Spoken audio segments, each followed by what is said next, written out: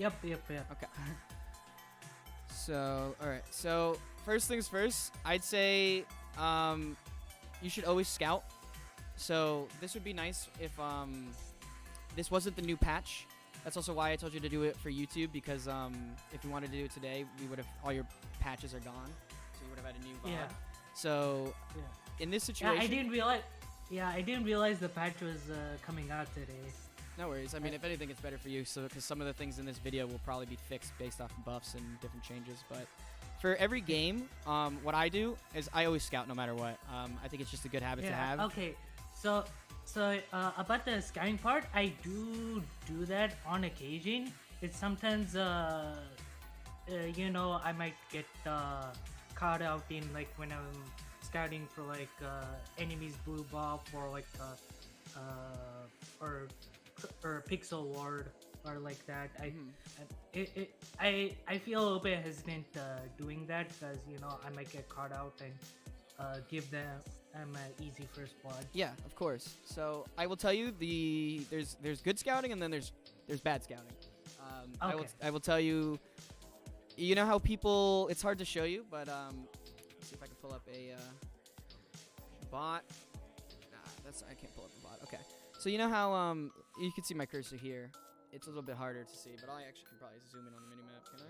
No, I can't do that. Yeah, I could see your cursor. Okay. Yeah. So you see, you know that little bush right here where people always scout to stack on the bot side? It's more of a bot thing. Hang on. The bush where my cursor is, yeah. right there. So that is a terrible place to scout because they can walk past the wall with no vision and you have no time to react. So what I tell mid laners and bot laners is you scout next to your Wraith camp. So there's no way they can come in. You will see them coming in and you can react accordingly and not have to blow flash. Okay. One of the small bushes near the Wraith camps. You don't even sit in the bush. You see where Wraith spawns? You just sit right in front of where Wraiths would spawn. And that's where you scout bot. Okay. So that's an example of a bad scout versus a good scout, and it's a small adjustment because they could just kill you if they walk into this bush because you have no vision. In terms of top lane, same thing but mirrored. You want to be. He put a ward here, so it doesn't matter. It's a kind of a shitty ward. It should have been over here. But you either want to ward the entrance to your jungle here or just sit in this tri-bush. Very rarely will you get 5-man invaded into this tri-bush, so I think it's pretty safe. But you will be able to see. I don't think you need to sit in this try because I don't think it gives your team much information.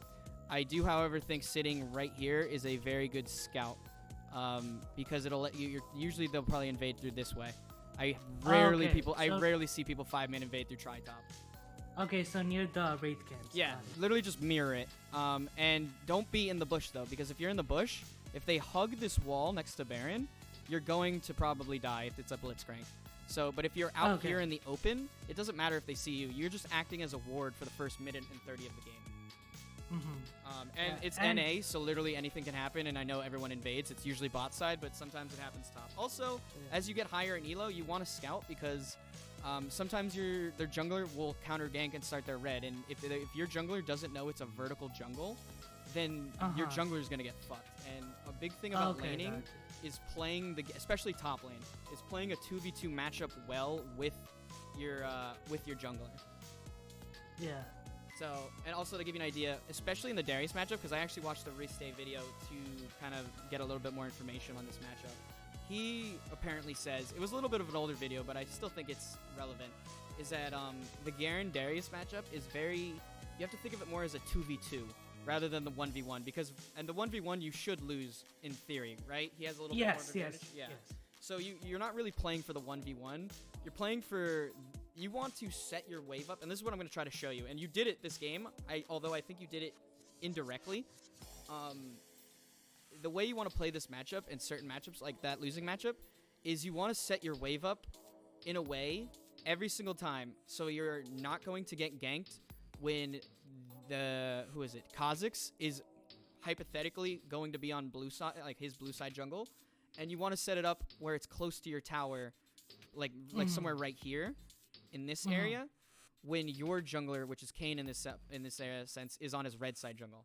Yeah, and I do believe that I think my teammates, I think, I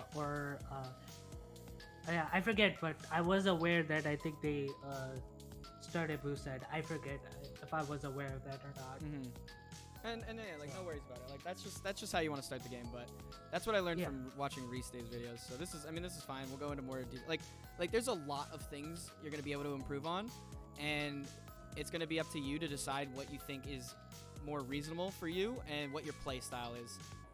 Also, I'd say, because it did sound like you said you were nervous to give up first blood if you scouted incorrectly. If you're gonna play ranked, and I could say this from personal experience recently, you want to go into ranked with the mindset of you're playing to win. You're not playing to not lose. Does that make sense? Yeah. So like remember that when Kaylee was dealing with me because I literally lost 16 games in a row. Yeah.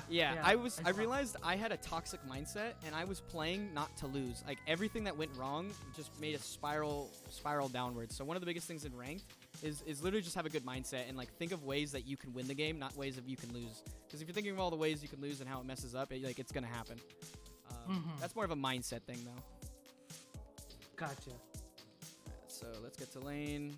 Let's pretend you don't know where Darius is. He could be in the bush.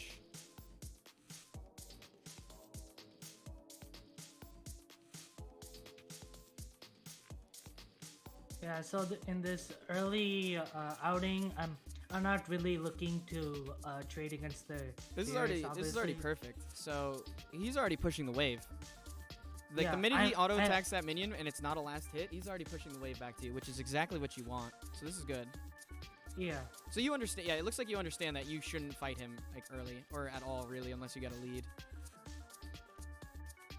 So this is good. Like, so you see him pushing the wave. Also, you should watch bot side. It's hard for me to tell if like they used any mana. Actually, let me see if they did. Okay, so right here, I'm gonna look at bot real quick for a second. Okay, yeah. I want to see if see if Bard used a Q for mana. Yeah, okay, right here. And also, one more thing. My bot lane, my ADC was autofilled, so I typed in chat to just play safe and not play too aggressively. But yeah, I think they entered this game. I think this Kha'Zix was potentially smurfing. I can't say the same for the enemy bot lane, but I think this Kha'Zix was smurfing. Yeah. Or Zoe went AFK or something because this guy had a ridiculous amount of farm at one point. Yeah. All right, so you can't really actually see it because you gotta. Okay. So one thing you can look for is if he comes to lane like actually you actually have the blue. Oh no, they warded their blue. Okay, that's not your ward. All right. If you look at some supports, they'll use mana to actually help the leash. So if you know that they're leashing bot side, which you know in this case, like you can safely assume because Darius showed up pretty early to lane. And their bot lane showed pretty late. You could assume that there was a bot leash, and I doubt they're doing many fucking things in Iron. Yeah, so I would assume that he would be pathing top, which is why I wanted to play a little bit more towards my side of the lane. Perfect, exactly. I would just always expect because most junglers just start bot regardless, especially in lower elo because they're just like, oh, better leash, even though there's some junglers that want to start blue buff on blue side. So that's good that you realize that. So always expect a roughly 3-minute gank. So if you somehow have your wave pushing, always get a ward before 3 minutes or at 3 minutes because you can expect the jungler. The rough timing of the pathing is going to be 3 minutes. But I realize that in lower elos, low elo junglers, their jungle clears are usually pretty slow. So, but I am still aware that they will come top. You should eventually they will clear it, but if anything, it would probably be plus or minus 10 seconds. So it should happen at 3 minutes. And even if they're not ganking you, you can assume that they're top side because they're probably doing either a full clear or buff to buff, and then gromp, and they're level 3, and then they're gonna come gank you, and that's 3 minutes doing buff to buff. Or if not, they're gonna do full clear. And then go scuttle or something. So it actually really does help to learn jungle pathing at a basic sense and that's what I'm trying to do currently to maximize your potential to play safe and play on your terms. Like, so when people like talk about getting camped and they're like, oh no, I'm getting camped. It's like, I used to complain about it, but I realized you can manipulate waves 2 minutes in advance if you're smart enough. And like, I'm not saying you have to because that's a little bit harder, but it's something to think about. And it's something that can easily, like, you could be shit at this game, and if you just know how to play this game minion-wise and farm, you'll climb. Just because you'll naturally have more gold than your opponent and more risk-to-reward ratios in your favor. Yeah. So, here we go. I was like, why is it paused? So this is good. You're pulling the lane. You understand that, like, okay, you shouldn't take farm that you couldn't get. Also, one thing when you're trading, it's a little bit different with melee matchups, but as an ADC, I'm always envisioning their max range of where they can auto attack. So in this case, you're imagining Darius's max Q. So it's roughly right here, let's say, right? Yeah. So what you want to do in any matchup, especially the ones that are ranged for you, because ranged can be fucking bitch, is you want to, excuse my language too, I just like to curse, you want to always stay as close to that max range as possible without actually ever stepping into it. Okay? Okay. So you never want to just be back here. And you'll see me on my stream. I do it sometimes too. But it's a little bit different bot lane just because of how the duo works. But essentially, you want to stay at the max range that they could possibly hit you without ever stepping into it. And if you watch pros, this is what they do. It's because if you're ever getting a gank and you're sitting all the way back here, if you just start randomly running forward, they're gonna like the higher elo you get, they're gonna realize, oh shit, something's up. This doesn't seem like the usual pattern of play that you've been doing. You just changed your passive style into aggressive for no other reason. What's a good reason? Oh, there's probably a gank coming, and they'll back off, and then you just gave away the gank. It's a telegraphed gank. So to make sure that to keep them on their toes, you want to stay as close to their max range damage as possible without actually hitting it. Now, I'm not saying for you, I'd say probably don't get super close to his Q, and like you could test the range of it, but it's something to think about. Like, you never want to just hang back in a lane. You want to I want to get you into this mind of thinking that I've trying to train myself currently, and it's always think about everything you're doing. Everything you're doing has to have some type of reason behind it, because the League of Legends, I feel like, is so easy to just get into an autopilot mindset, and you're supposed to do something after it happens, but why don't we do it, and why don't we learn from it? And I think it's because everyone gets into this autopilot, So I think we just have to break autopilot, and everybody has it. So the less you autopilot and the more you think about what you're doing, the more I think you'll improve for sure. So this is fine. You're letting him push. This is good. Did you either wave? Hold on. I don't think you did. I think it just crashed. Oh yeah, you have Q. You're still level 1. Never mind. Yeah. I'm still anyways playing a bit passively. I know I haven't gone over specifics of this game, but is it making sense? The general direction I'm talking. Yeah.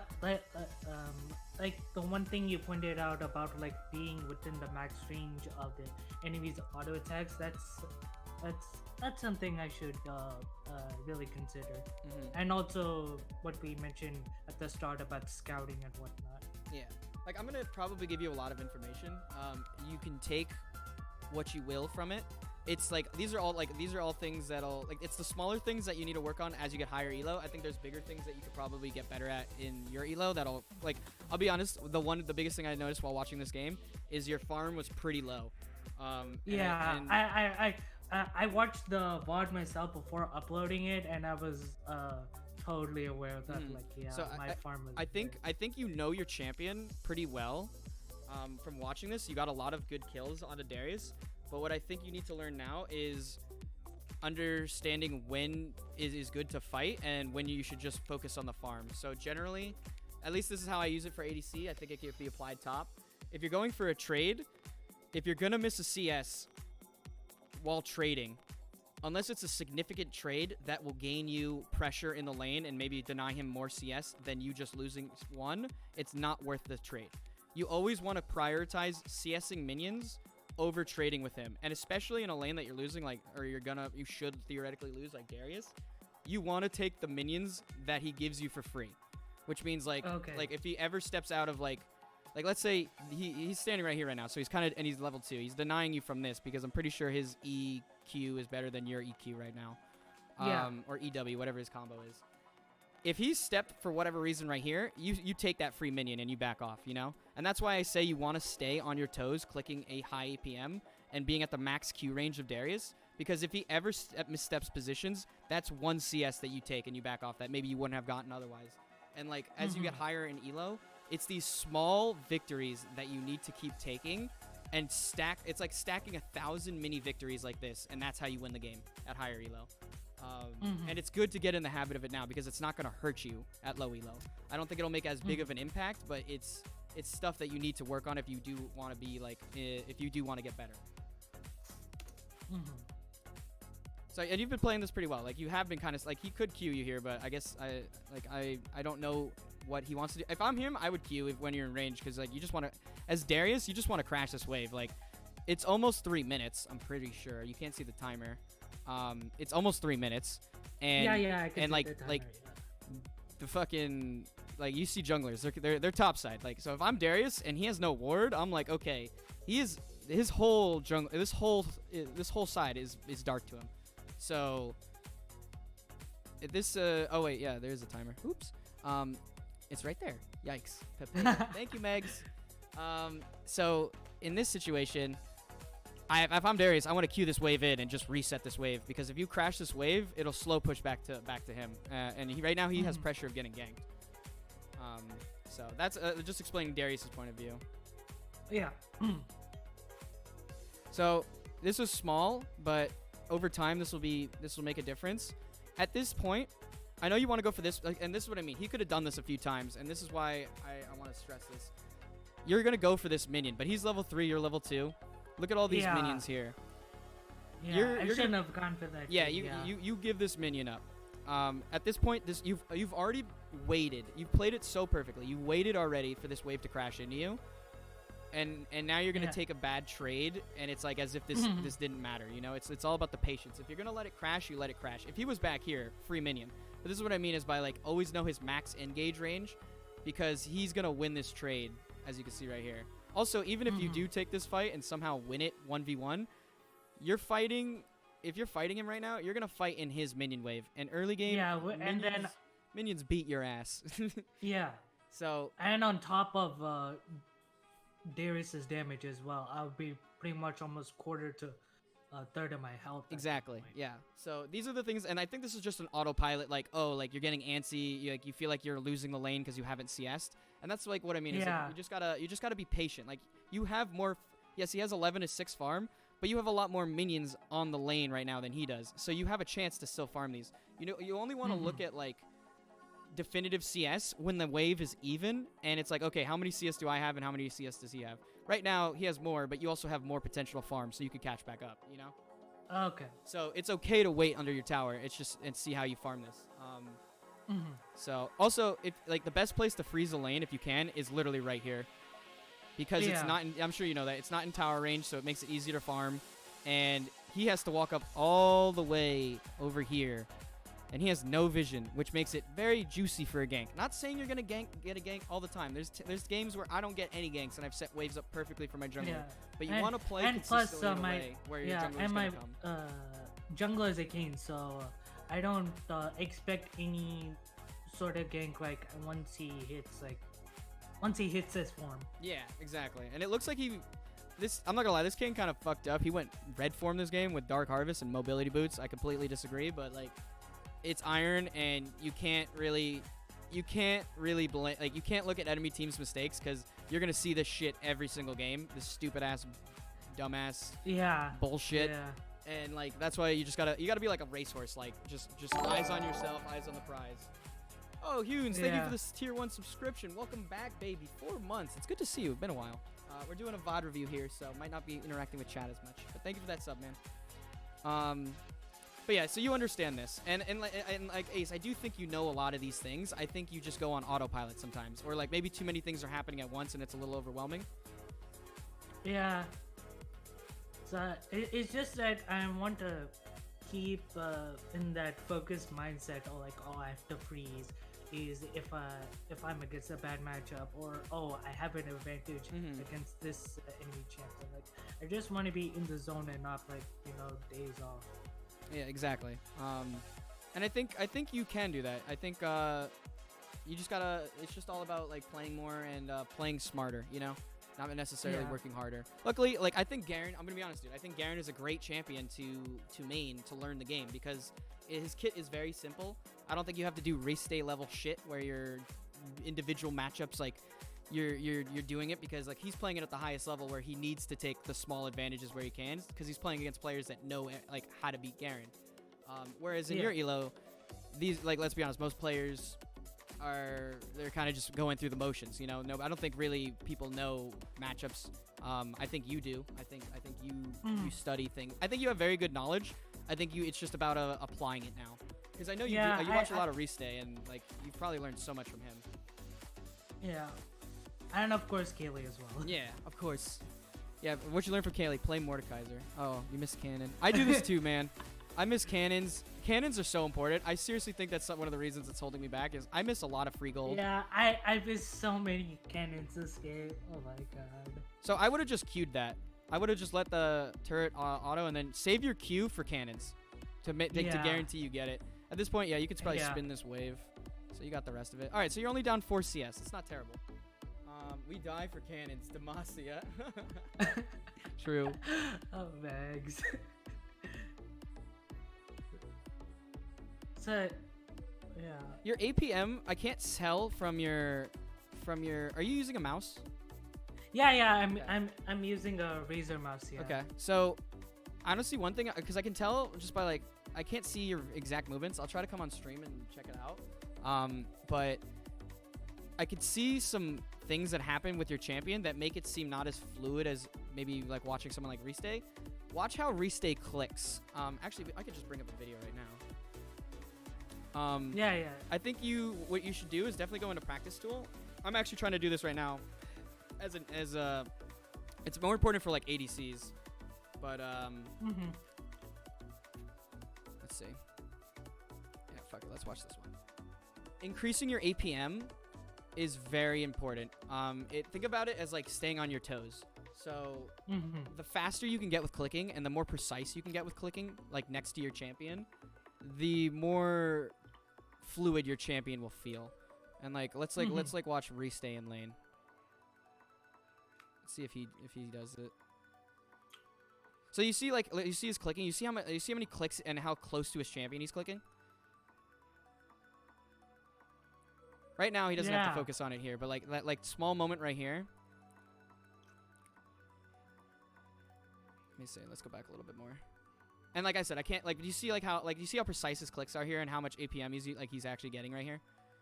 Yeah. Like if you watch his Garen and put a side-by-side video of your Garen, I'm sure you'll see a slight difference in like the fluidity of the movements. So this is more of a mechanic thing, but this is like you can actually train yourself on this. It's like you just have to force yourself to click faster, and it's gonna hurt, but like you're training your muscles, and eventually it won't like hurt. If it continues to hurt after like a couple days of training, then you should maybe see a doctor because that might be carpal tunnel. But that's something that you can actually train yourself to do is just be more precise with your clicking. It's like, and think of it like staying on your toes. Like in basketball, like you want to stay on your toes so you can react to like anything that comes at any moment, you know? Yeah. So think of it like that. But that's one thing I did notice during this VOD is I think your APM could be a little bit higher and a little bit more precise. And I'm gonna nitpick. Oh yeah. Also, he pinged he was coming in here. Hold on. So this was actually a good gank because it wasn't warded. Also, I'm just gonna nitpick at a lot of little things. It's just kind of how I coach. But like I said, take what you will, and it's gonna be a lot. But so there is no ward here. I think he's going to ward now. I would have. So I don't know if you noticed, but Kane was coming in for a gank here.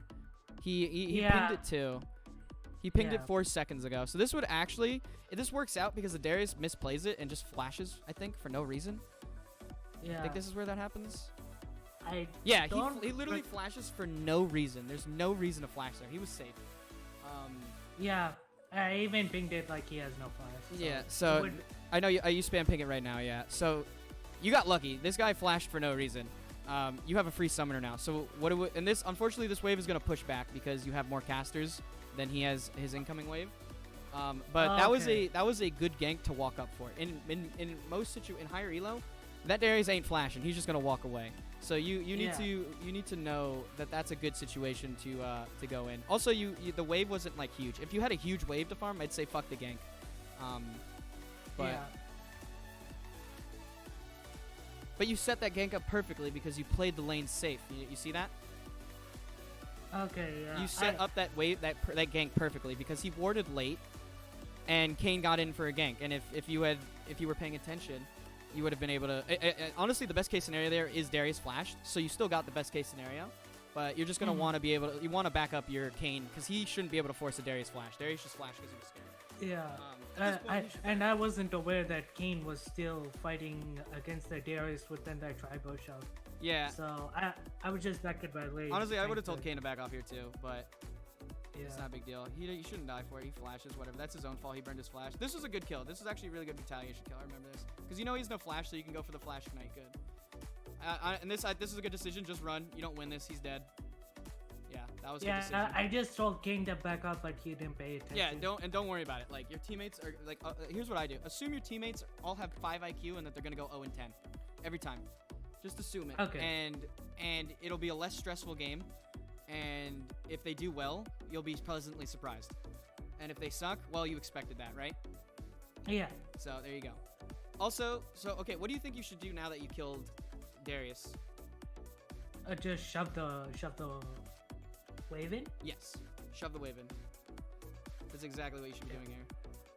Although I lied because I wasn't looking at your minimap, and okay, so then I fall into this trap too. So like my first thought when I kill somebody is, oh, shove the wave, but I don't look at my minimap sometimes, and I do this too. So this is where you have to look at your minimap. Actually, you just fought them, you know they're there, so you have to actually back up. And I hate this situation because your lane is pushing. So in my eyes, I see a fucked lane. Like this lane is gonna slow push. You're gonna lose an entire wave if you can't crash this, and he's gonna come back by the time this lane gets to his tower, and he's gonna get a whole free wave of experience in laning. So it kind of sucks, but in this situation you have to back up. In this situation you know that they're there, so you back up to your tower. Hopefully your team takes the advantage mid and pushes their wave because they're roaming. Also, what's up, Steph? Welcome. When you open Twitch and it puts you here automatically. Oh, that's so nice. Thank you, Steph. That's also so funny. I'm doing a VOD review right now for Ace Racer. Steph, also, I have VOD review now for 40k channel points, so I think you have enough. If you ever want to do one, we can set one up. Or financially supporting the channel, whatever works. So yeah, this is fine. You walked out. I honestly, I'm sorry for telling you that you should push this wave. Ideally, it would be nice to push this wave. Luckily, I was aware. My bad. Luckily, Zoe and Kha'Zix, I can't see it, but I'm pretty sure they're doing it. They're clearing the wave for you, so your wave is not fucked. Yeah. Nico is very late to this roam. The play for Nico here would be to stay mid, but this is Iron. Why would you stay mid? You roam. This is a very late roam. And she's still going for it. Yikes. Okay. See, she accomplished absolutely nothing. Now, actually, the wave is in your favor. Actually, what I would do here is just ping Nico off, go to your tower, and just back. You have to back. I think this is where my first death came in. I thought that Zoe was just gonna go back to mid, and as I was doing, just farm it out. But then I think I was a bit too greedy. Yeah, I didn't realize that. Yeah, she was there. So it's okay. I do this too, man. Like you'll see it on my stream all the time. I'll overstay. So this is difficult. Like it is difficult to do this. So you have to think, okay, where is my laner? Death timers are not low. It takes what, 20 seconds, maybe a little more, maybe a little less, depending on boots to get to lane. So when he spawns, it's 20-some seconds till he gets back to lane, maybe 30. So in that time, all this stuff is going on. Like you killed him all the way back here. Wow, it's pretty far back. So all of this passed. At this point, let Nico do her thing, because you can't help her. You gotta think of what I say in low elo, and you gotta stick to your rules. Don't fall into the fiesta, is what I say. Do not fall into the fiesta. Just play your game, and mute everybody if they start pinging you or saying things. So at this point, you don't have flash. What are you gonna do? Run up to Zoe and just like this far with your Q? You don't have movement speed. There's no way you can help Nico in this situation. If you ping Nico off twice or you spam ping her that you're not going in and you back, You do what you do. You back because you need to reset. And you just do that. That's like, and you just have to stick to that because you know this is your back timer. Because if you get caught in this lane and no back, you have a kill advantage. But Darius is gonna come back with boots and a longsword. You haven't spent your money yet, so he's gonna in a matchup that's already not in your favor, he's gonna have more of an advantage, you know. So in this situation, I think we already talked about it, and you understand it too. But it's hard to not get caught in that Fiesta. If you see Nico roaming up, think, okay, is there any way I can help her in this game? And if you had Flash here, maybe. I don't know. You play Garen. I don't. Maybe you could Flash Q. Maybe you could help her after she binds somebody. I'd say fuck that though and just play for yourself and go back. You know? Yeah. And this is where playing Garen is useful because you have your passive, so you do get a lot of health regen, so you can afford to you can afford to do this and it won't screw you up because you'll be able to still be in lane and play safe. But if you don't have TP in this situation, you need to be if you're going to play with Ignite, you need to be very mindful of your back timing. Because even if you get a kill, and I think this is honestly where the lane kind of got screwed up, is because this screws up your wave and your XP, and how much gold you're actually generating. So yeah, because again, I wasn't totally aware about the Zoe bubble coming through. Also, do you know what every champion does? Like, you know what their abilities are? Besides Aphelios, don't worry about Aphelios. Well, I do know a little bit about Aphelios, but every champion, in a basic way, yes. Okay, you said it a little hesitantly. Also, but yeah, you see it. He gets a kill now, all that wave, and like now you're gonna lose all this XP. So you see how why the game is so snowbally? Yeah. Because you can lose so much off of one play. Thankfully, everyone's really dumb in this game. Yes. Up until I swear, high diamond, and even a high diamond, people just troll because it's like they think the game is over. Yeah. Everyone messes up, and it's not the game here. At a higher level, your lane is over now. Like if this is Restay, he understands that his lane is probably over. But it's Iron, so your lane is not over because he's making a lot of mistakes, okay? But you gotta understand, it's these things, the higher you get, the more that this is gonna be costly.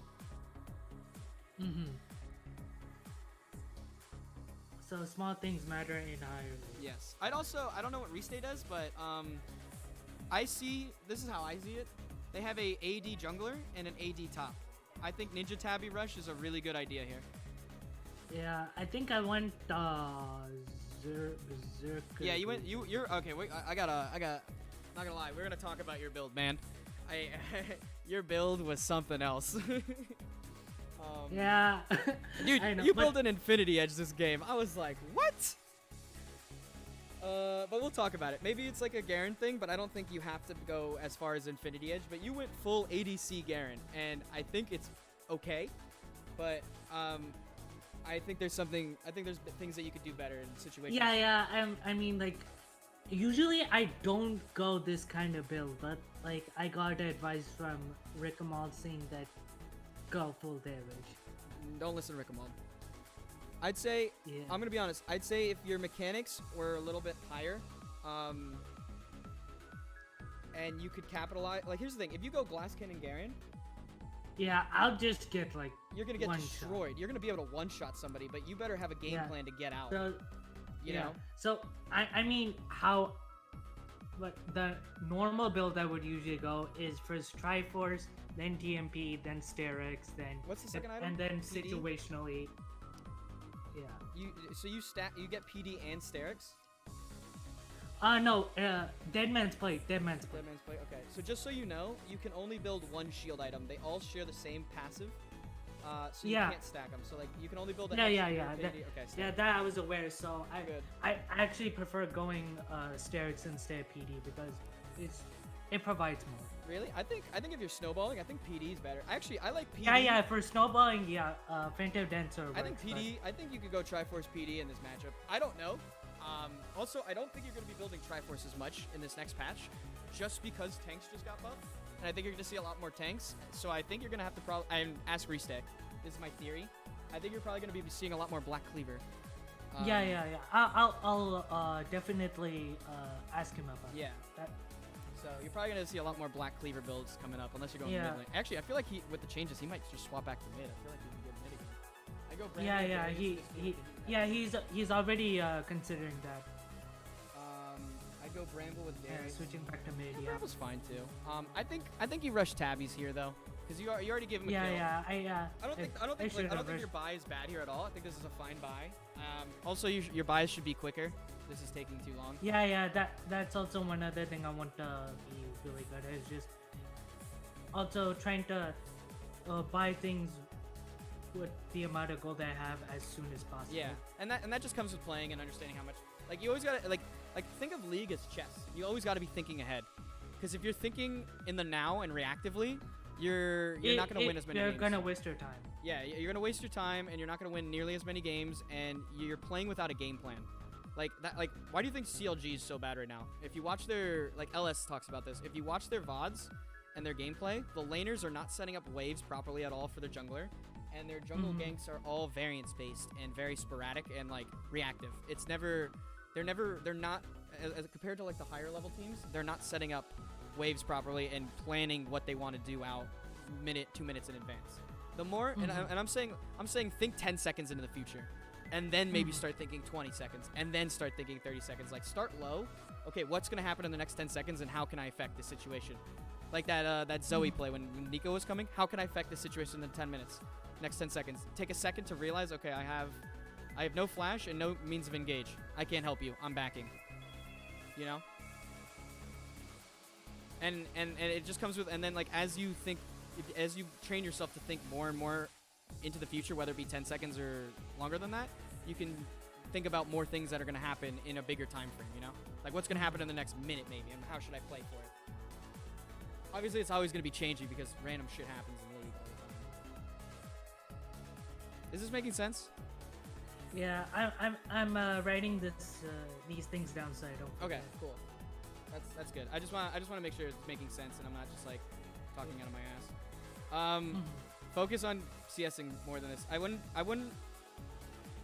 wouldn't just E the wave until you have a couple more points in it, because it seems like Eing the. I don't know how Restay does it, but I think there's a way to do it where you get all the minions, and it requires like being very. Oh precise. yeah. I don't have. I forgot. I don't have enough attack speeds and levels yet. So yeah. That's So and this is huge, man. I'm being honest. Like, CS is your primary gold generation. You're good at killing. Yes. I would be honest. I've watched this game. You're good at knowing your moment to strike when you have a kill. Where I think you need to make your adjustment is, okay, now that you know how to kill your laner and play against your laner, now you need to focus on the more important thing, which is minions and minion management, which things you have a base understanding of, and farming. Yeah, I mean, usually I know this is like Iron game. Usually you'll get like what, 4 or 5 CS, but in some games I would get almost 5 to 6 CS per minute. You want to shoot for 7 to 8 on average. 10 is like ideal, but it's unrealistic in solo queue. Yeah, you can still especially do it. In this elo. You can still do it, and it's actually you can do it if you want, but you're literally just gonna focus on farming. Like, well, if you want 10 CS per minute, hit every single minion. Don't miss a single one. Back time perfectly. Yeah. Farm your jungler's Krugs and come back, and then farm and keep farming, and literally do nothing but farm. And that will actually, you can climb that way, because you're just naturally gonna have so much more gold than your opponent that it won't matter. You're also gonna be insanely leveled.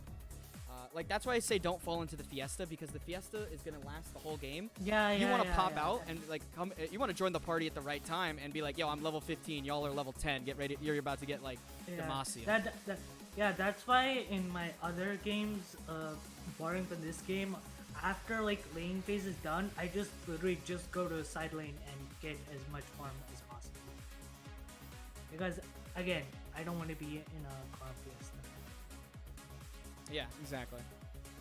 So, just some things to think about. I emphasize laning phase pretty heavily. Like, I know we're only 6 minutes into the video, but like, I emphasize laning because I think laning is the most important part of the game right now. Because I think it's the most like, if you're not winning your lane, you can't expect to. And even winning lane can be as simple as, like, if I'm playing a hyper scale, like let's say that Ashe is Jinx and this is a Lucian. winning lane is simple on Jinx. Is simple as just don't get killed and be within 10 CS, and you're gonna outscale. You know. So.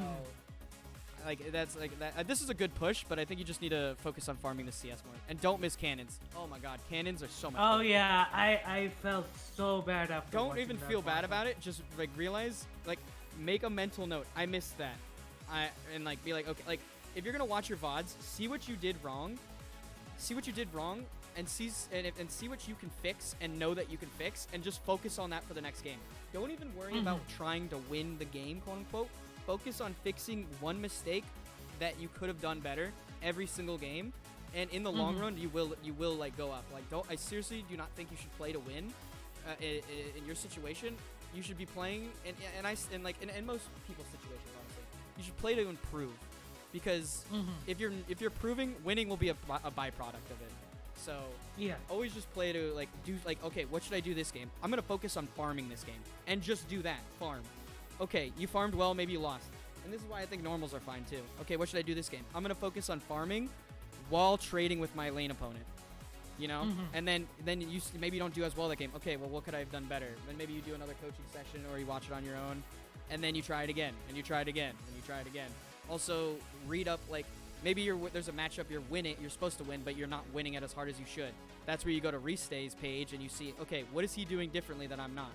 Like, luckily, I have there's a Yasuo guide that this challenger guy made for mid lane. Whenever I go mid lane, I don't know the mid matchups, but I can hold my own because he listed out how it should be played, and I try as my best to just replicate that, you know. So same thing with we're lucky. We have one trick champions where there's an outlet source on YouTube and Twitch where we can learn from them, you know. That's really helpful because there's some champions that don't. Yeah. All right, so unfortunately, and here's the nice thing. This is supposed to probably, if he didn't auto attack that minion, this is supposed to like push into his tower. He could have frozen it right here, but like luckily, this is Iron. I don't think anyone knows minion management. Sometimes you can get away with like let's say you wanted to back right now for whatever reason. I honestly say you could probably get away with backing because this guy doesn't know he can freeze this wave. But like that's just an example. Like things. Yeah, if it were hell, he would just oh watch, he's gonna Q randomly. I'm calling it. He's just auto attacking. All right, he broke the freeze. Yeah, he's auto attacking on cooldown. So this is a situation where you have a ward here. You put a pink here. That's your pink, right? Yeah. Okay, I'm pretty sure that's your pink, right? No. Yeah, I do remember. Yeah. Okay. So you have vision. Yeah.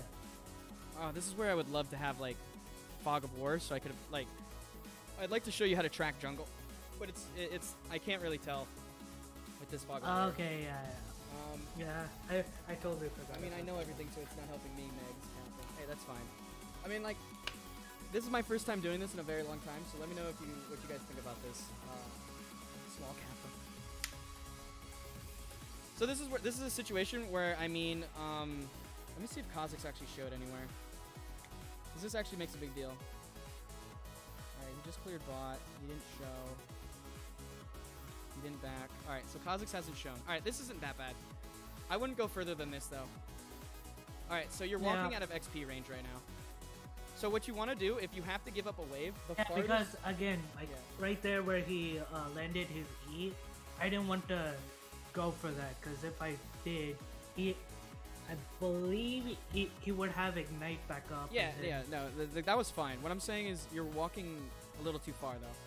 Oh, okay, a little bit too far. So you have, like, Kha'Zix, you have a ward, it looks like in Try as well, and you have a ward here. And if you're within XP range, you're at least going to be right here. And Darius doesn't have his flash. You have it timed. It's relatively the same as yours. What you want to do in this situation is you at least want to stay in XP range. So if you're not going to get the minion, it's important that you get the XP. And XP range is you have to, it's something you have to feel out. Pepe Lab, what's up, Christian? So remember that concept, and like I'm not gonna say that like this is a situation where you want to be at his max Q range but not within range. But this is because you don't know where the jungle is, and I think this is fine. You're playing it safe, but I think you're playing it overly safe, where you're giving up XP that you do need to get. You know? Oh, okay. So you want to stay within, like, if you didn't have a ward here, I'd say, yeah, this is probably the move, and I would probably just go through your try and like come scout out the river, because if this Darius is freezing the lane, there's nothing really you can do without vision. Unfortunately. Hypers, yo, what's up, D-Tank? We're doing a coaching session here. Luckily, Darius is stupid and pushed the wave back to you. But you see, like, I'm pretty sure there's a couple minions that he, like, killed, and you didn't get any XP for it. Yeah. I mean, this is fine. He's pushing the wave to you, so this is great. But at the same time, in this situation, since you're not in danger of getting ganked, this is where you would want to practice, like, clicking back and forth in this direction to practice, like, getting his Q. Because, like, ideally, what you want to do, and I think in this matchup, and you can talk to Riste, or you might even do this, he might stay at that max range, bait out the Q, and then when Q cooldown's down, I think you win the trade, correct?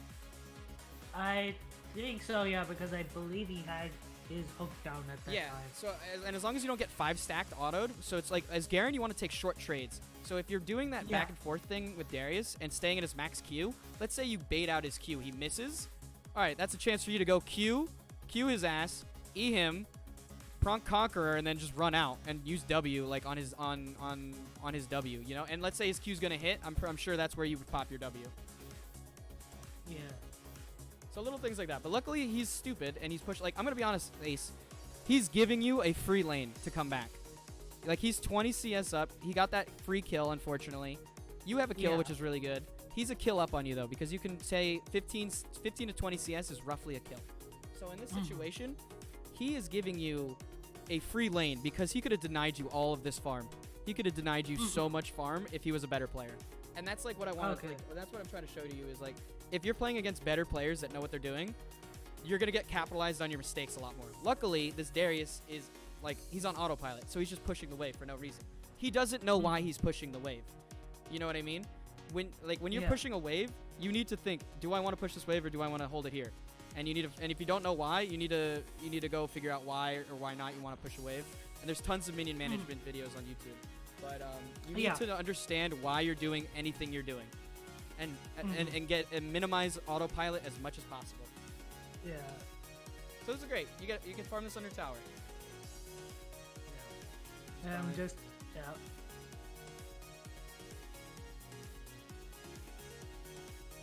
Small trade. So you don't have to back up here. Yeah, I wanted to. So this is good, but stay.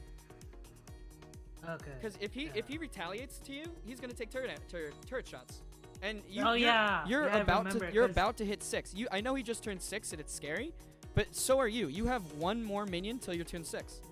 See that? That's your XP bar right there. Yeah, I forgot.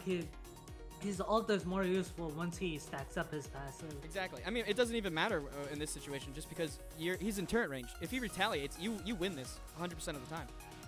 Yeah. He has no flash. If he takes 2 turret shots, you have your ignite. He has his ignite. But I'm pretty sure if he takes 2 turret shots, you just Q ignite him and ult, you win. Just because the 2 turret shots. Even if he gets a Q, W, E, like, he wants the longer drawn out fight with the bleed stats. So don't back up here. You're also letting him deny you this farm. Like, he can't stop you from farming this. Yeah. See, like, I think you're playing too scared in situations where you're not really in any danger. You know what I mean? Okay. Yeah. You were never in any danger here. If anything, if he hits you, you get the advantage in the lane, because he's gonna be chunked out so much harder than you. Gotcha. Don't mind me just paying taxes, as always. Yes, as a Shen player, Darius Q is usually... Darius Q, I usually try to go in for a taunt, short trade, then... Yeah, with Darius, it's all about short trades and playing around his Q. You either want to be on the inside of his Q or the outside of his Q. If you're on the... If you're in the edge of his Q, like, where it actually hurts right there, like that spin part, then you're going to lose the trade. But if you're... Like, right here, actually. Actually, this could have been a good trade for you. Hold on, let me see. I don't think you need to Q this minion. I think you just auto tag it. Like, if you saved your Q here and... Yeah, I would have gone in for it. This is a good trade. This is where you take your trade. And then you try to W his W. Worst case scenario, you just W the slow part of it and maybe not the damage, and you walk away after your E. Yeah. I don't know if he still does it. I've seen Riste take Storm Razor or Storm Rush on phase rush. I mean, on it used to be Yeah, called storm phase. vision. Yeah, but right now, I've actually he showed a demonstration of this on one of his earlier streams. Mm-hmm. The rune itself for Garen is bugged because if you start with spin, it refreshes the stack of phase rush. I see. That's interesting. Okay. Sorry, I just had to respond to a message. That makes sense though. Okay, Yeah, so they yeah. I know they just buffed Storm or Phase Rush, so maybe keep an eye on what Restate says about it. But the video I was watching, he did run it against Darius. It was an older video, so I'm not gonna say. I think Conqueror is fine. Conqueror is great, but Yeah, I think it does. he- If you can proc it, it probably does help in those small trades because you can run out. Yeah, quicker. but yeah, as I mentioned before, he did mention that the rune itself for Garen is bugged because, as I mentioned, if you start with Spain, it refreshes the stack of phase rush. Gotcha. Okay. All right. So that makes sense. See how much you procs Conqueror. Yeah. Well, I think the Conqueror matters more in the all-in. I don't think you're gonna really get much. Like it seems like in the trades, you're probably gonna proc Conqueror for 1 second and then bounce. Is how the trade goes. And the the thing with Conqueror is like, yes, the healing is nice to proc Conqueror, but like you got to remember it gives you extra AD too, so it's still nice. Yeah. I don't know how it is for Garen, but Yeah.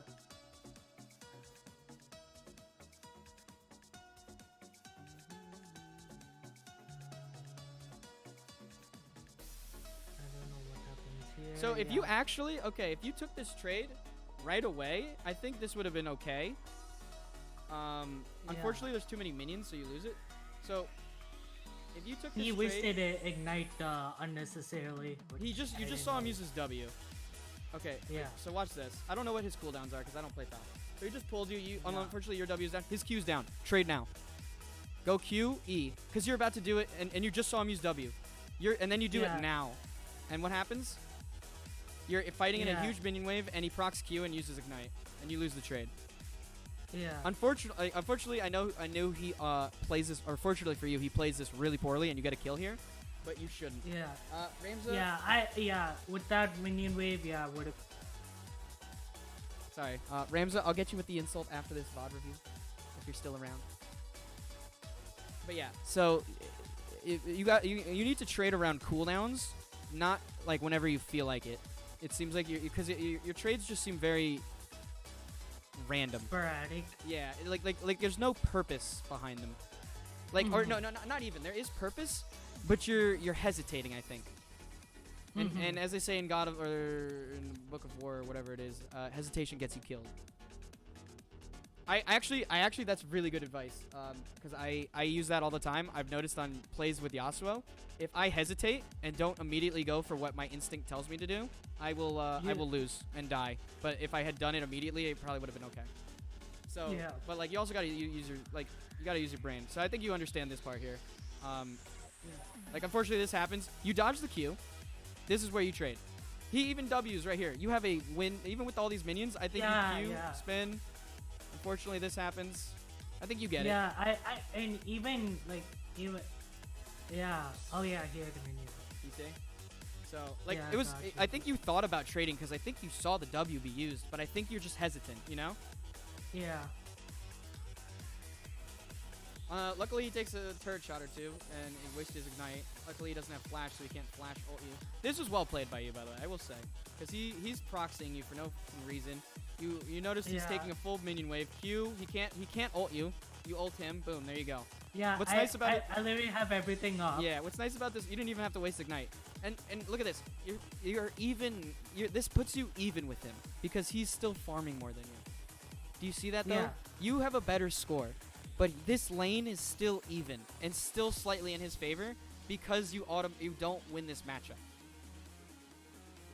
Yeah. Does that make sense? Like it looks like your score. This is why I tell people don't look at score. Look at the items they have and the matchup that it is.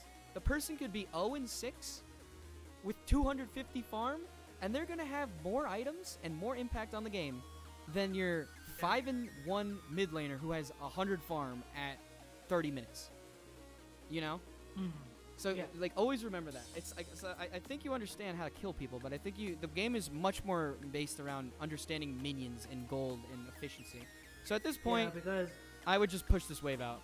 I don't know what you're doing here. I think you're typing. Yeah, I think I was. I don't remember. Okay, not gonna lie, this was really bad. So, let me see real quick if we saw Kha'Zix, because I wasn't looking at jungle. Did Kha'Zix show at any point in this? Yes, he showed bot side. All right, you know Kha'Zix is bot side. He walked over a ward. Okay, so you know Kha'Zix is bot side at this point. Push the wave. Yeah, push the wave, yeah. After this is going to slow push to him. So, fun fact.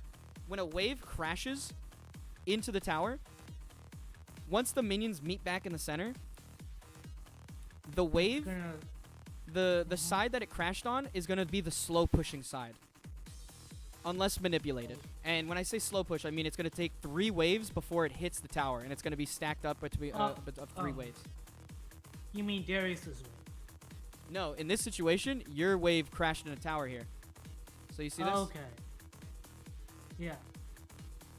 So, look at this. Just count minions here, too. It didn't even fully crash. It half crashed. So, well, you got what? 1, 2, 3 melees, 2 casters. He's got 3 casters, 2 melees, right? Yeah, so... In theory... So, hold on. In theory, if... It's supposed to be even, right? It's supposed to be even depending on health, but more likely to push to yours because they have more cast. I'm assuming there's a caster right here under this, like, the chat thing. Because there's 3 casters, and casters do more damage, while melees tank more damage. You have less casters, so more casters means more damage over here. Although, because of the position of this wave, it is on your side, heavily on your side, but not fully crashed. This wave, these waves are identical. So if you want to know where their minion wave is, it's the same as your minion wave. This minion wave on your side is going to reinforce this minion fight faster than their minions are going to reinforce here, because they have to walk to here, whereas they have to walk to the tower and then through the lane. Okay, so hence it will be a slow push. Hence it will be a slow push because these minions get here faster, basically killing these minions faster than they would have already been killed, saving a couple of these minions, and now that the new wave is in, you still have a couple leftover minions from the last wave, and those are the minions that are going to make this slow push. And this is probably going to take another 2 waves, or another wave at least. More than likely the next 2 waves. If nobody touches it, it's going to take 2 more waves to have this crash. And, like, that's where you need to understand minion management, because this is how you plan ahead. So that's why whenever you get a kill, if you know you're not low, and you see everybody on the map, and nobody's roaming to kill you, you immediately push the wave. Crash the wave, and you have to also immediately look, okay, do I have enough time to crash this wave? I'd say you had enough time to crash this wave if you had started doing it immediately after you killed him. Yeah. You won't have enough time to do this, though. Let's see. You kill him right as the new minion wave comes in, actually. So okay, so you kill him right here. A new minion wave just spawned, and you know that. Oh. Okay. So you have a lot of time before you have at least 20 seconds till this gets to you, right? Let's see what time it is. 8:08. Let's see how long this wave takes to crash.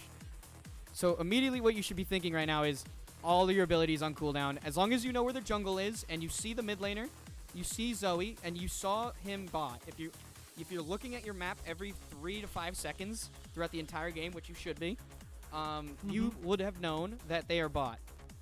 If you don't know, worst case scenario, you can back because it is going to slow push. It's not a hard push, so you can make it back in time and only lose some CS. But generally, you're going to want to shove. So, gotcha. In this situation, I don't know what this is. You got to minimize this. I mean, maybe something happened IRL. Shit happens. Maybe you got to check something, so like it happens. But this is going to cost you.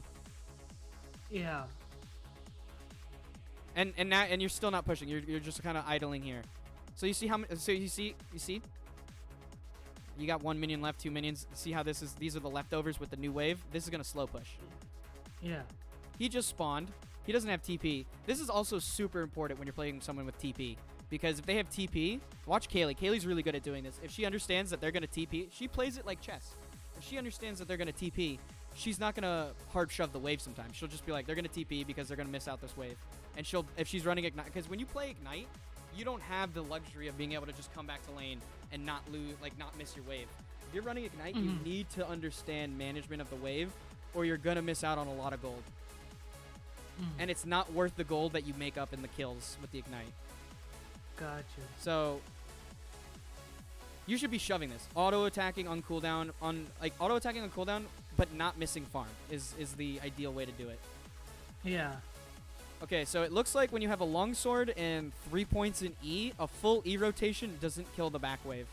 So what I would say at this, and this is stuff you could probably learn. What I would say is auto attack each one and then E, and save your Q for the cannon. Yeah, gotcha. Like, you just got to be smarter about that CSing too. Like, this was good. You finally pushed it, but you pushed it, and now you back off. Now you leave. Now you leave. You need to leave. You need to reset. You haven't spent the gold. Okay, turret plates aren't worth it ever. And you just saw the jungler here. He just cleared your ward. Okay, yeah. This is where I think I get killed. This is a very, very bad position to be in. So you need to understand back timers. This is your back timer. As much as like I gave you, like I kind of harped on you for taking a while to shove this wave in, it still crashed. You got it in time for that second wave to crash. See, like this is gonna crash before to the tower before this wave hits, right? Yeah. All right, did I lose you? No. You're good. I'm here. Okay. GTF. Shut your mouth. He always says that when he comes to my stream. You don't have to worry about it. I figured as much. So this wave is gonna crash. You need to back now. Anytime you get a kill, you need to be thinking, I need to spend this gold as quickly as possible. Unless you're snowballing hard. There's certain situations, like I don't want to say always, because there's certain situations you can do other things and cheese the bush. If you have a big enough lead and you don't need a back, you can double your lead. But like, I don't think you need to worry about that right now, because you need to learn the basics first. Does that make sense? So this is your back timer. Yeah. You should be backing here. You should have backed already. Like, you immediately. Also, you see Kha'Zix in the bush. Like, we know this is. We have a ward here. He just cleared your ward. Turret plates are never worth going for early in the game. They're never worth going for because you're gonna miss your back timer, and the gold that you got in this turret plate, you're gonna lose in the minions that you're not gonna get from either a freeze or he's gonna crash the wave. Does that make sense? So it's good. You backed off here. You would have died if you stayed. Oh god, please don't stay, Ace. Do you remember what you were thinking here? Like, or what would you be thinking in this situation? Yeah, I don't remember how much gold I had at that time. I don't remember, honestly. Okay, I think you definitely have enough to get at least cloth armor.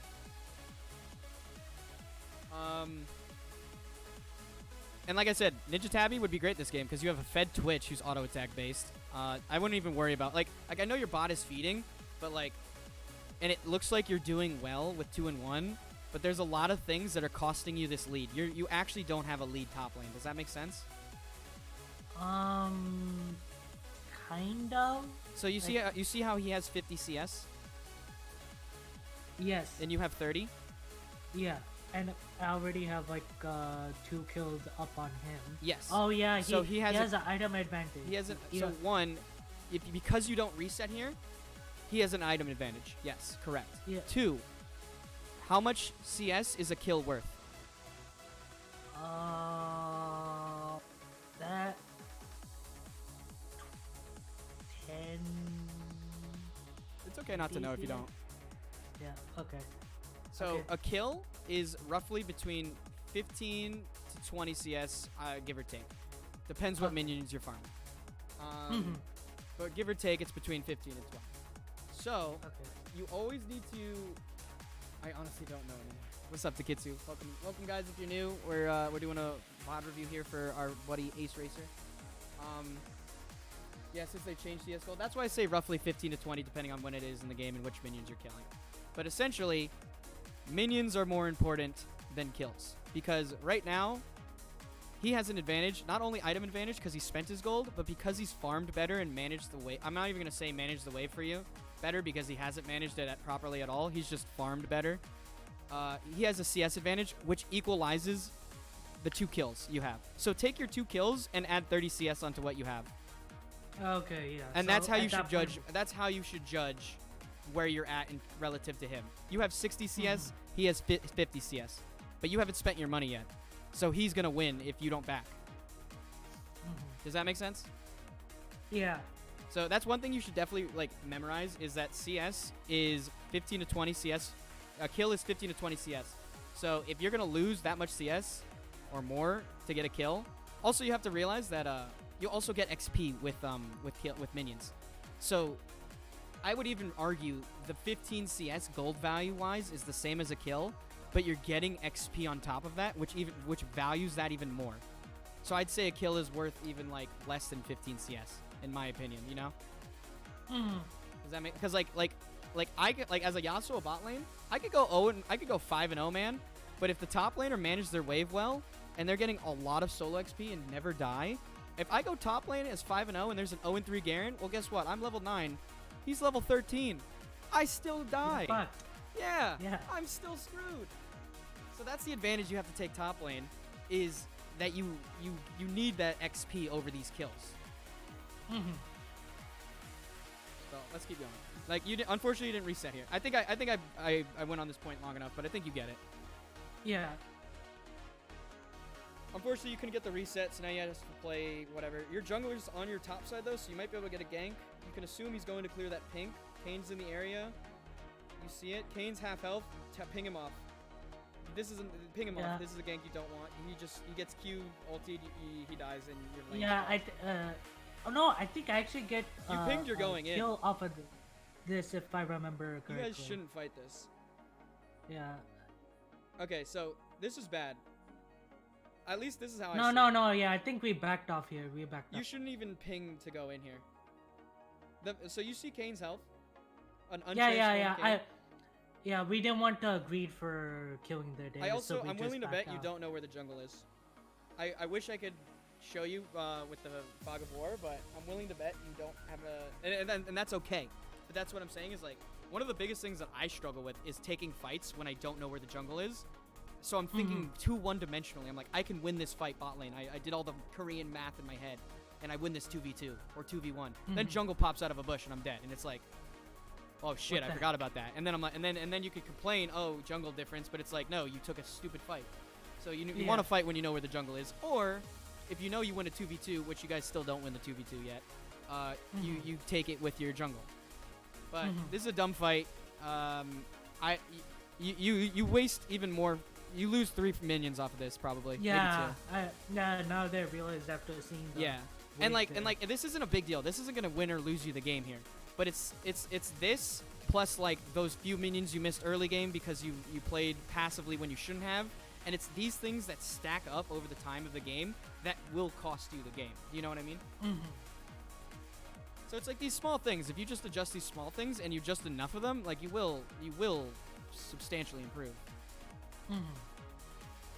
This is stupid. Wait. Oh yeah. I think I get kill off of this. No, there's no way you guys get a kill. There's no way you get a kill here. Yeah. The minute if you walk back in there, Darius ults one of you and you die. Oh no. Yeah, I just backed off. Yeah. This was really stupid of Kane. I'm gonna be honest. This isn't even your fault. Kane just went back in. Like, yeah, you have to show here. This is fine. Don't flash though. You wasted your flash. What do you? Don't flash. Yeah. Unfortunately. Yeah, I wasted it. Yeah. Also, it's like okay, it's not a bad flash if you know where the jungle is, but you don't know where the jungle is. And where do you wind up being? He's top. Yeah. The rule of thumb is if you don't know where the jungle is, yes, he's in that bush. Which bush? Yes. The answer is just yes. Yes. That's the rule of thumb. Is jungler? Where's jungle? Yes. Should I fight? No. Exactly, God. So. Okay. Looks like they pinged Rift. I don't know why.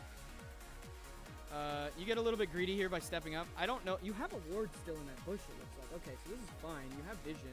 You don't know try, though, but like you're not going to get ganked by the try. Nico was going in. Okay, so you saw Nico, unfortunately. Yeah, I don't know if this so was don't, the right at that point, play. don't help Nico. She's already dead. She's going 2v1. Let her die. The most you can do is just ping her off, and then just keep pushing your wave out. Yeah. That's what I mean is don't fall into the Fiesta. Like, I'm not saying you shouldn't. Like, Riste, I'm pretty sure Riste actually talked about it on his stream when I watched once.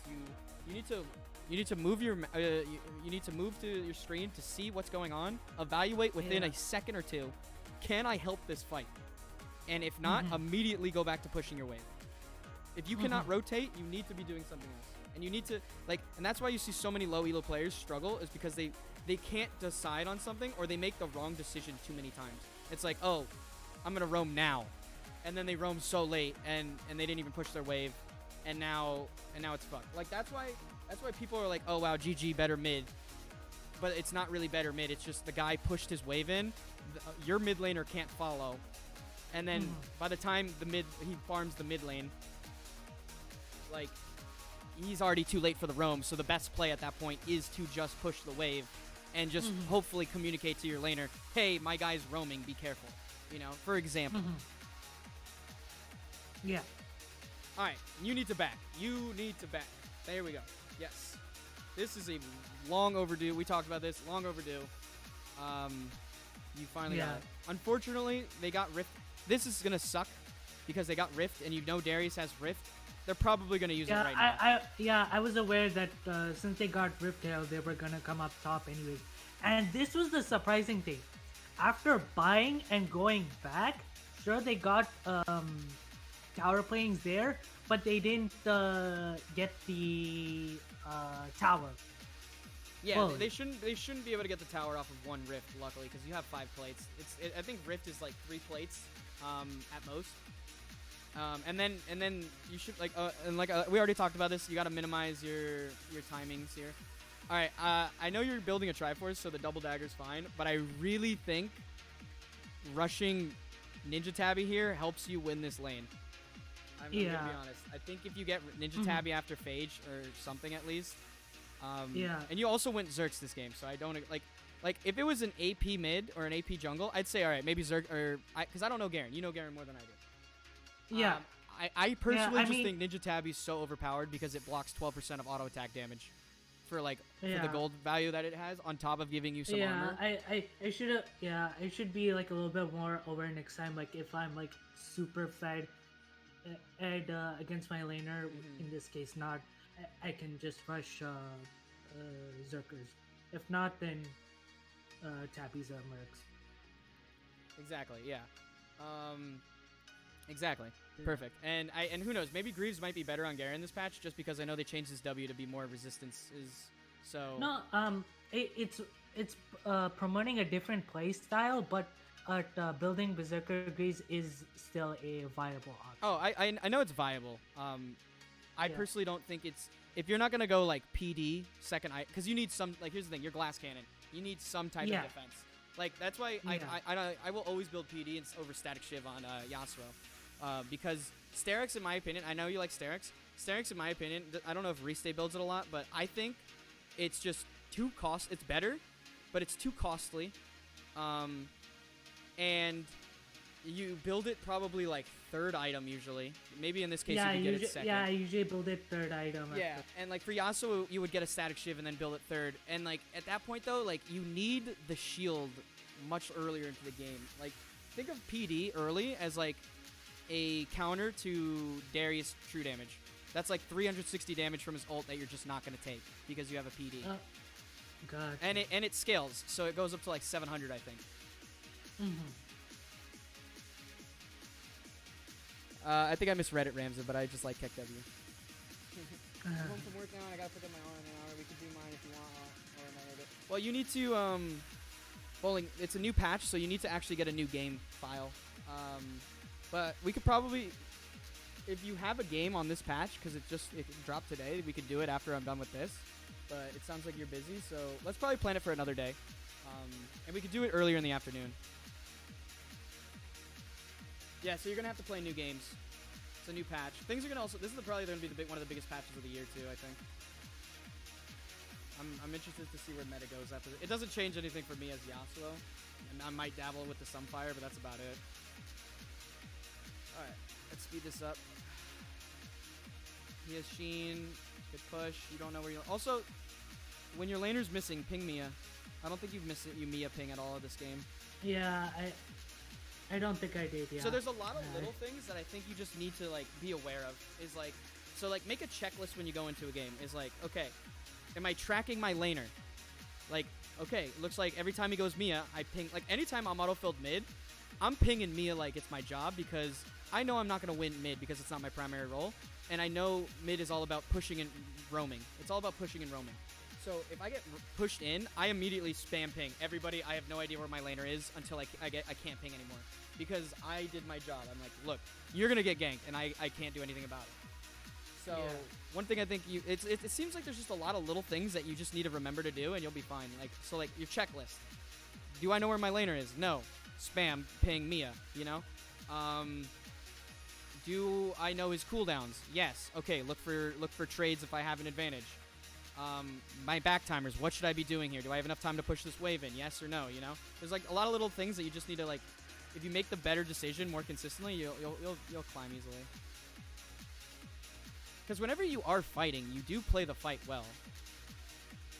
Alright, now you back off so you don't take the tower shot. W'd a little early. Wait for the tower shot to come out for the W, but that's fine. That's like a nitpick. That's not a big deal. Yeah, thankfully I didn't take. Welcome back, Sabrina. Ooh, nice. You got your nice emote, dude. That actually. But I'm gonna subscribe later.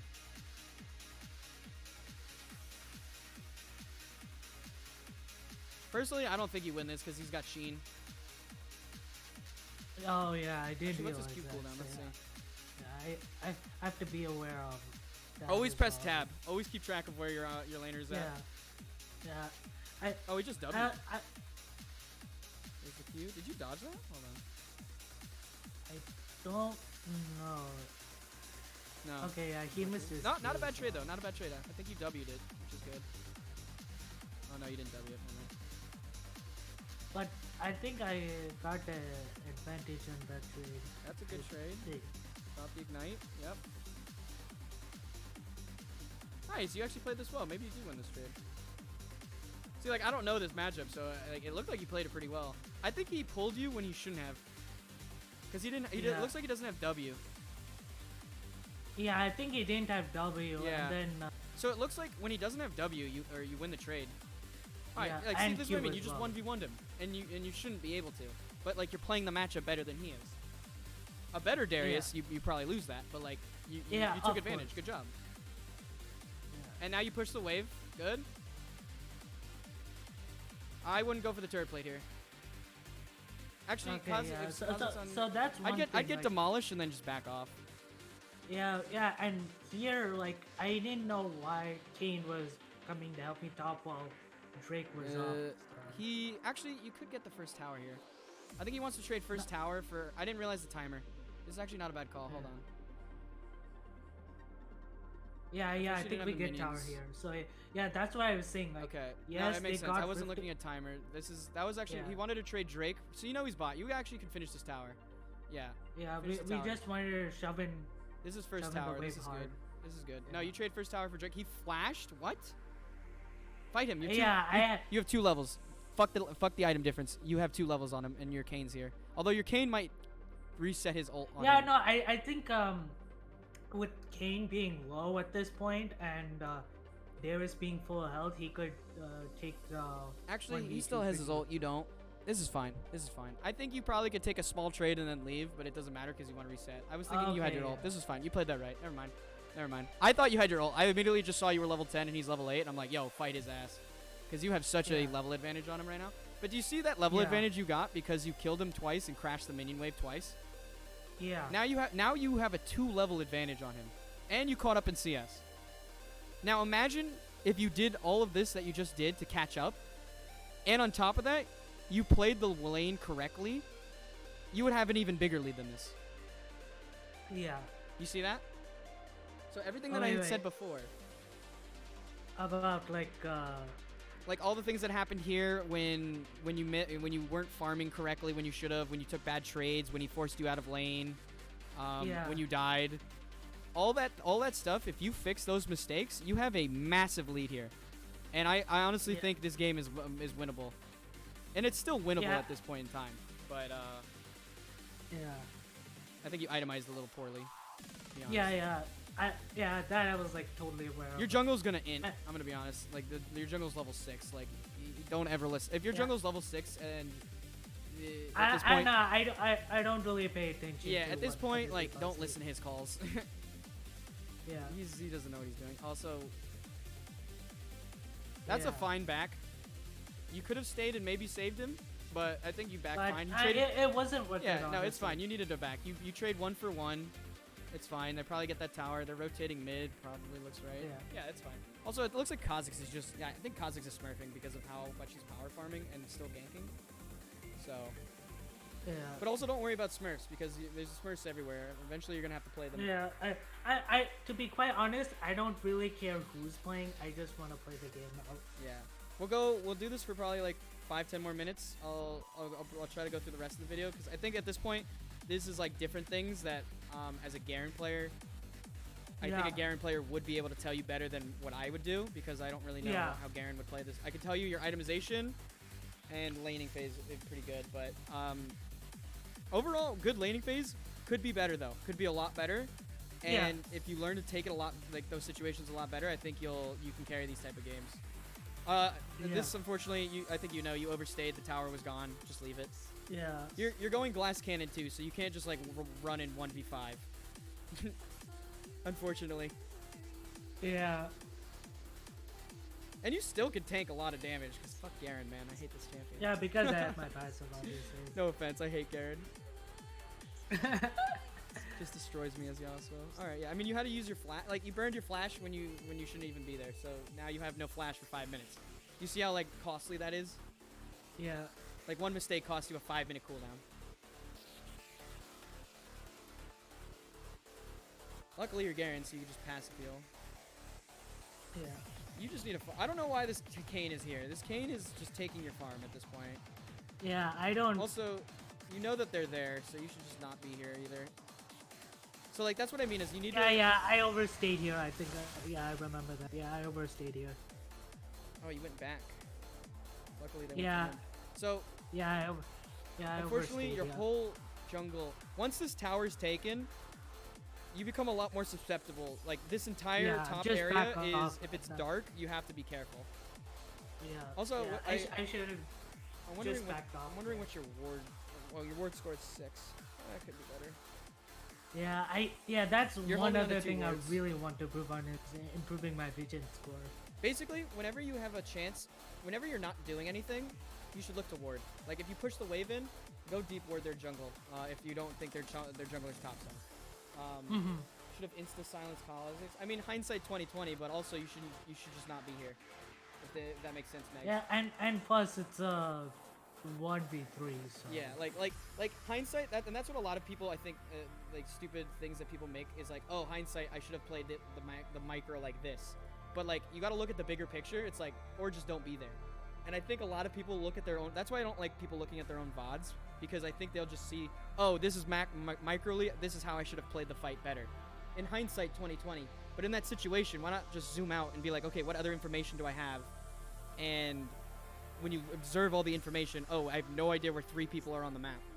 Okay, it's probably a fight you shouldn't even be at, you know? And that's why I say is like, take advantage of all the information you're given and make a decision off it. Like every click that you do has to have purpose behind it.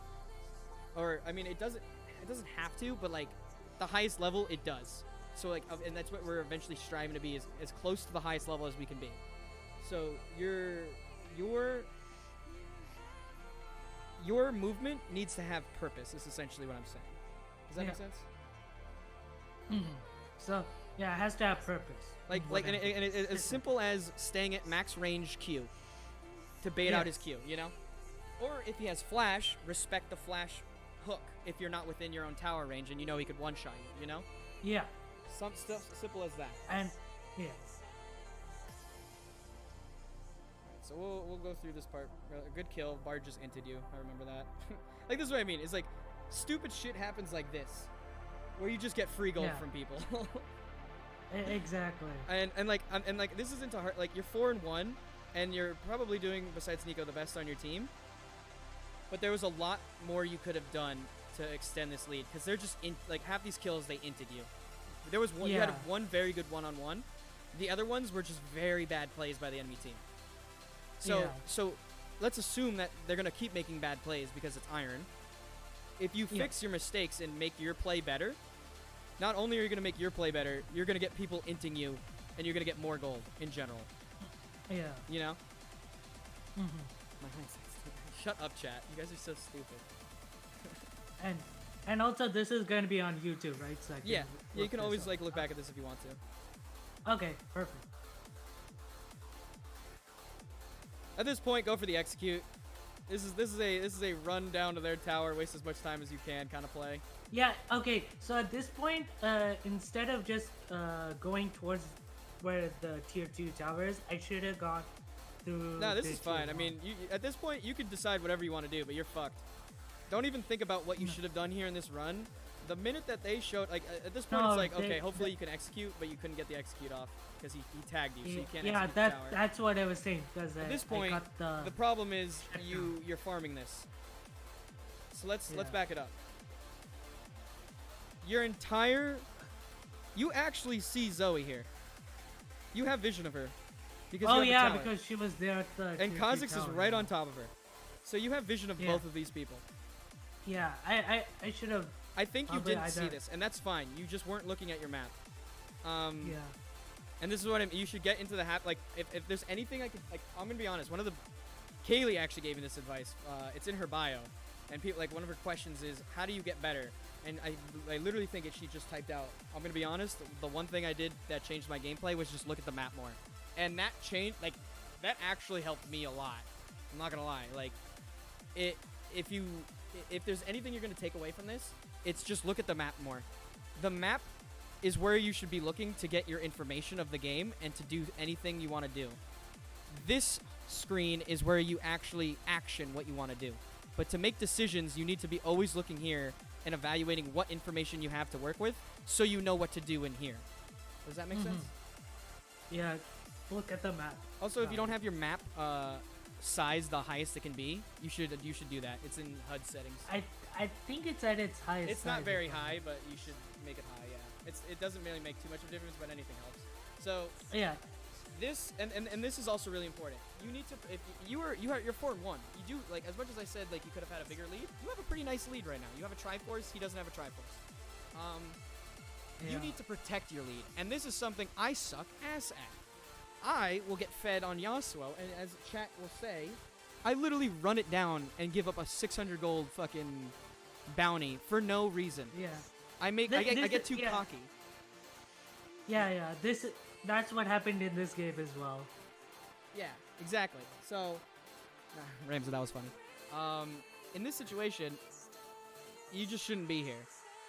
And I think you understand that. Like you have the information here, and you continue. Like, this is autopilot. This is the autopilot that I am talking about that we need to break. You're just autopiloting. Like, while you're farming this, if you E the minion wave and you're just gonna leave, and you know you're just gonna leave E up, look at the minions, the minimap the entire time.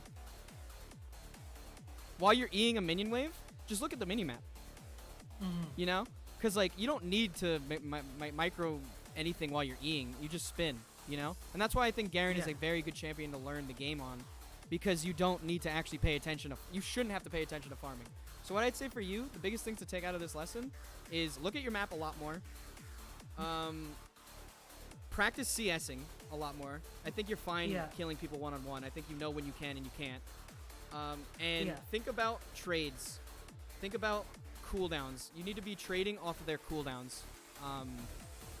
And I think you'll be fine. I really think you'll improve off of that. Build Ninja Tabby. I think this is a bad Zerker game. They have 3 AD. Yeah. Also, there's a double AD top and jungle. So when you get ganked, it's gonna be like, I'm gonna be honest. Even though Darius is 1-6, I don't think he really did anything that cost them the game. Does that make sense? Could you repeat that again? Sorry, I lost my train of thought. No, you're good. So even though Darius is 1-6, I don't think he did anything to really cost them the game. Yeah. Okay. And like you can see why. For most, like up until like the end of laning phase, like he was technically winning that lane, but then you 1v1'd him and you took the first tower, which is great. But at this point, with their comp and the build that you're going, it's gonna be very hard for you to execute your one-shot Garen build into their composition. Because I can get one shot. Exactly. Which is why I think Ninja Tabby and PD would be a great one-shot defensive build here. You could go PD. Yeah. Definitely don't go Infinity Edge.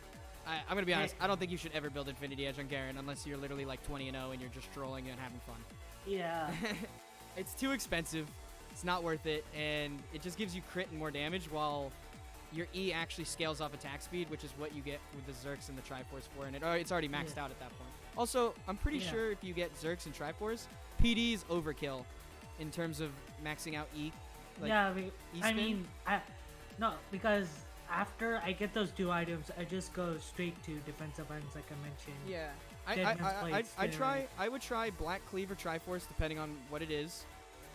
Like if it's if it's tank going forward, I think you should try Black Cleaver. Like I said, talk to Rista. He'll know more in Kaylee. Oh no. He builds DC and Triforce.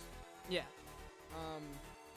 And I could also consider going like Sorcery Secondary with Transcendence, and he also takes Nimbus Cloak as well, because it's really good for all-ins and also for I'm gonna be honest, what I think you should do, instead of changing, do you change your runes every game like Restay does based on the matchup?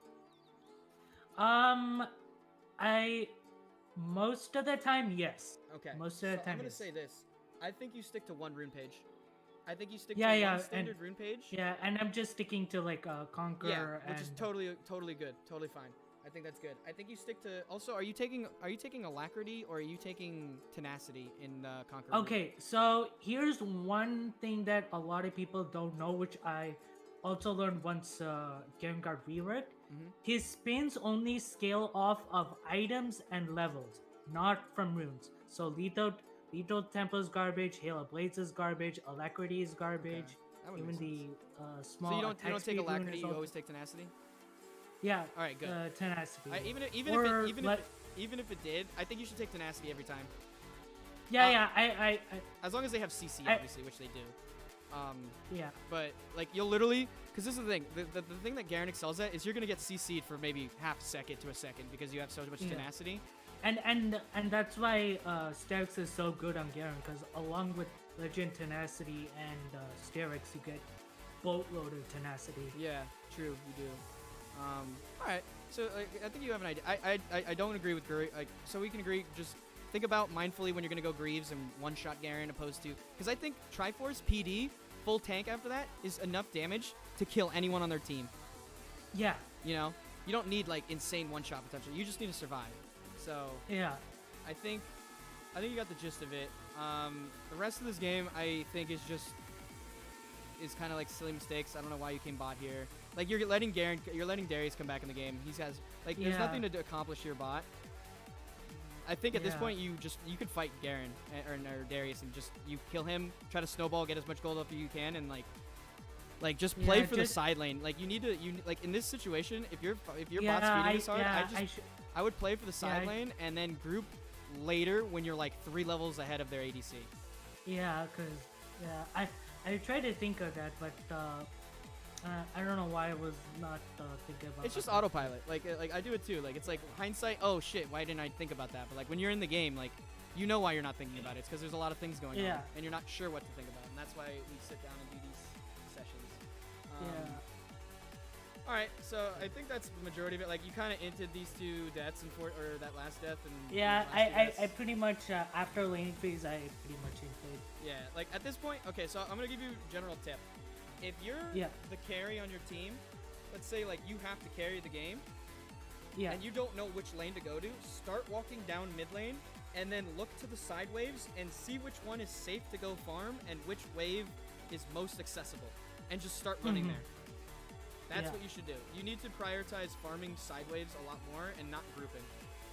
Yeah. You're grouping way too much at this part of the game. I know it feels like you have to because your team's like fucking up, but like You let them do them, and when you're ready to group, you'll group. And I mean, Nico's was doing decent. You know, I think you're only level 11.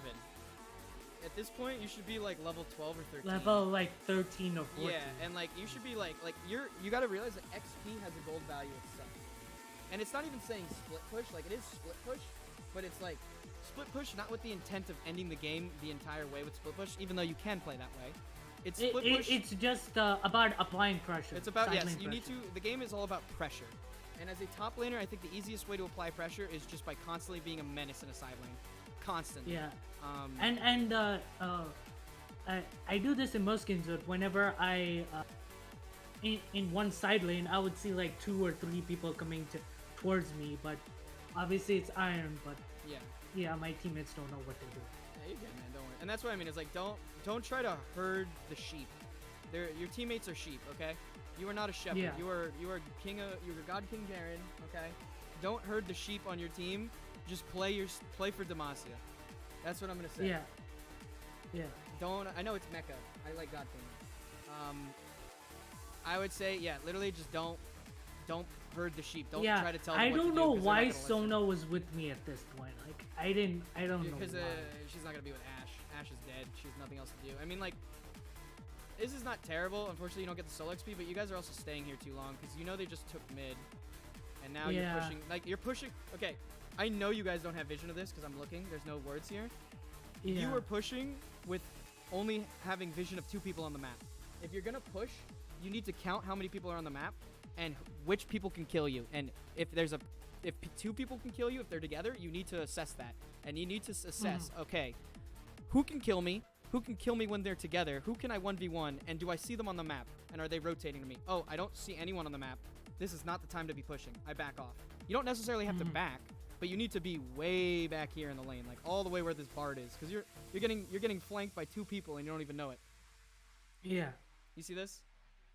Yeah, that's why I need to. Whenever I think I'm you kill this always guy on a too, side actually. lane. So this worked out because he just inted you guys. Yeah, you just kill him. So that's great. I love this. I love how you could have definitely. Because I know Twitch is anyways really squishy. So you just said later, bitch.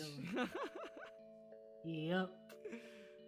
This is fine. You got to shut down for Sona, so this is worth. But Twitch just misplayed it. Like I say these things, and then like you shouldn't have gotten a kill there, but Twitch literally just inted you. Doesn't matter that he's 11 and 3. If he has the IQ of that and walks that close to you with a Triforce, like he walked that. That was the dumbest thing Twitch could have done, and he did it. You know what that tells me? This man's not gonna carry this game if he doesn't know what he's doing. But also nobody knows what they're doing, so does it really matter? Yeah, it's just literally me and everyone else. Yeah. And if you're gonna watch streamers, I don't really think you learn too much of watching streamers unless they're constantly explaining what they're doing and why they're doing it. You need to like figure out the little things of why they're doing it and what they're doing. And just replicate. Yeah. Like I learned that I recently learned that you should be as an ADC, and this actually will work for you too in when there's a Vayne top or a ranged matchup. You should be clicking. I'm gonna get an example of you in lane because I do this spot lane. You should be clicking constantly vertically. I'm gonna say this is vertically because of the way the map is formed. But this is vertical. This is horizontal axis. You should be clicking constantly this way if there's a ranged matchup. Because think of it as like Darius's Q, but it's an auto attack now. And you want to stay at the edge of the auto attack without ever letting them auto attack you. Because when you're going up vertically up and down, you're able to auto attack and then just back out. No retaliation. When you're going side to side, your auto attack range isn't changing.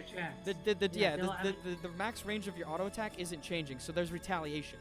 So that's why you see pros, if they're good, if you watch Koreans, they're always constantly clicking vertically in some matchups. Not saying horizontally is bad because, like, let's say there's a Caitlyn or something with like a projectile that shoots forward. Horizontally in that case is not bad because you dodge the projectile.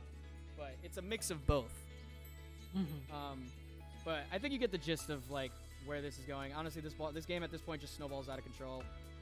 The Infinity Edge, bad buy. I'll be honest. PD is the move here. Even if you honestly, Sterox would have been a better choice here. I'm gonna be honest, because you have a lot of damage. If you go Zerx, you have a lot of damage. I think PD's better, than just going. Yeah. I think you go Ninja Tabby PD because you get the attack speed off PD, and then you can crit with your E too. Yeah. You know, I think the Zerks is just adding a little bit of overkill. Yeah. In my opinion, like I said, in my opinion, and like Yeah. this Darius Okay. inted his ass off, but he at least kept pressure in the side lanes. I'll be honest. You played better than him, but he didn't do anything that costed them the game. And Yeah. unfortunately, you didn't do anything with your lead that would help you win the game. You just kind of won your lane and made sure Darius wasn't going to snowball. Yeah. That's kind of really all you accomplished this game. Yeah, yeah, that's why I'm trying to always think to myself, like, after like first tower or like the next 10 or 15 minutes, just once laning phase is done, just literally go to a side lane. Yep. Like, even I have to, like, to a point, like, hey, bot lane, swap lanes with me. Actually, you're supposed to swap lanes depending on what objective is up, but I don't think you need to really worry about that. Okay, yeah, because So you always want to keep again, the duo lane. If no towers are taken, stay bot. But if a tower is taken, you want to keep the duo lane wherever the objective on the map is. So if Dragon was just killed, bot should be swapping top so that you can fight over Rift, and then the top laners go bot, regardless of whose towers where. only swap whenever a certain. I mean, that's how you should play the game, but no one's gonna do that. So I would just focus on repeatedly going top lane or whatever lane has the farm that no one else is running to at that point. Yeah, because that is how you should play the game. But nobody plays barely anybody plays the game like that until like platinum, and even then, people still fuck it fuck it up. It's stupid. I know, and that's why you have to learn how to play proper League of Legends, and then mix it in with solo queue League of Legends. You know, because it's different. It's just different. But it doesn't change. It doesn't change the core mechanics of how to play them. Yeah. But yeah, the rest of this game, we know how this goes. Unfortunately, you guys had, I'm going to be honest, your jungler was fucking awful. Absolutely terrible. But it happens. You know, you can't win them all. But what we can do is constantly win our lane. And, and that's what I mean. And that's what I mean about your APM and your clicking. If you're clicking precisely, you're not going to click this. Because I know you accidentally hit that, right? Yeah, I accidentally hit that. Yeah, no, I mean, dude, I still do it sometimes. It happens. But, that's what I mean is like going to a practice. So what I'd say for you, dude, honestly, go into a practice duel. Watch, go top lane. Practice your farming, and even practice it like under tower, or just practice last hitting and like maybe like different levels. Like practice farming, even with a bot. Like you should definitely practice farming in a custom normals or bot games, and focus on things that like specifically focus on something that game without worrying about winning. And then also if you're in a bot game with one bot top lane. Watch just spend like 10 minutes one day watching how bot or top watch how the minions just interact, and you'll slowly understand minion management and how if nobody touches this wave, how is it gonna push or pull, and you'll see how waves interact and how you can get a big build up and get a slow push, and if this happens, okay, the next 2 to 3 waves, if untouched, will be frozen here and it'll cause a slow push until it crashes. And I know this is getting way in depth with minion management.